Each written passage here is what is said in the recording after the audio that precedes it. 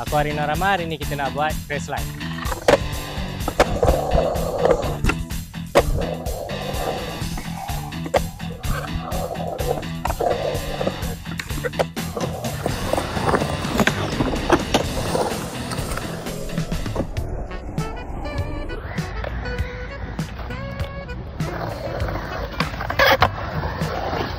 Okay.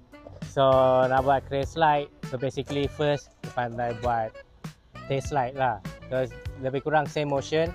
And then sebelum aku belajar crest slide pun aku belajar nose grab dulu. Tapi basically crest slide, just crest slide ni dia tangan, you know, tangan belakang macam aku regular. So ni tangan kanan aku ke sini.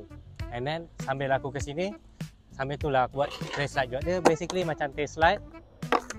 So macam kau buat tail slide juga, tapi aku daripada sini, saya aku nak naik ni, aku grab, so tolak dalam masa tu tolak kaki belakang yang back foot kat sini, tolak back foot untuk buat tail slide. So first kalau belajar tail slide, and then basically dari belakang, and then boleh crawl 5-0. So after crawl 5-0 sama, cuma tarik lebih sikit je, tangan belakang tarik lebih sikit, tolak belakang. Just crest slide 5-0 slash, you know. Dan sambil tolak sikit, sambil tolak belakang ke depan. So crest slide. Crest slide, landing sama macam tail slide, macam masuk tail slide apa, sama macam drop in juga.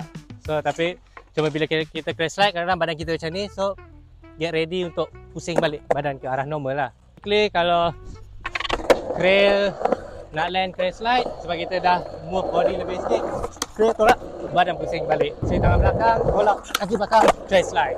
So lepas crest slide, boleh tambah crawl slide pivot.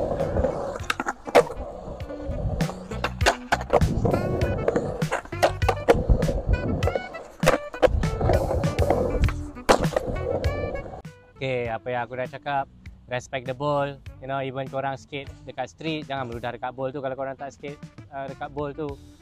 Dan pasal wax ni, kalau dekat ball certain place dekat luar, no wax in the ball. So budak-budak skate cuma pergi laju ke, kau nak grind sniff ke apa ke, kau laju je.